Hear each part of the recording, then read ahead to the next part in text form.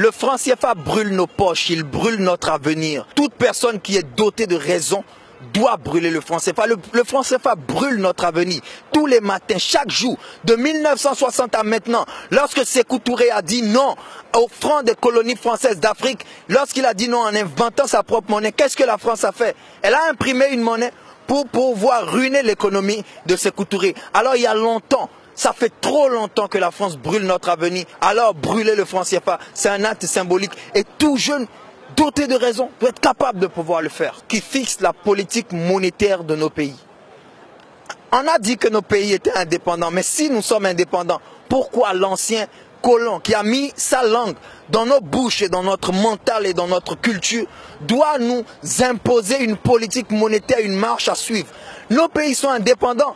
Nous devons avoir la capacité d'avoir notre politique monétaire pour dire que Cotonou, nous allons faire de Cotonou la plus belle ville et engager justement les milliers de jeunes qu'on a dit qu'ils étaient au chômage. Alors, nous pensons, et c'est un fait, que de 1960 jusqu'à maintenant, nous avons été incapables de nous développer. Des pays comme la Corée du Sud, qui étaient au même niveau que nous, regardez aujourd'hui au niveau où ils sont. La France ne dicte pas un avenir économique à ces pays. Alors nous disons non. Et nous disons non, nous attaquons directement le système parce que nous savons que nos politiciens ici, c'est juste un combat primaire. Ce que nous faisons aujourd'hui, nous créons le débat dans la rue.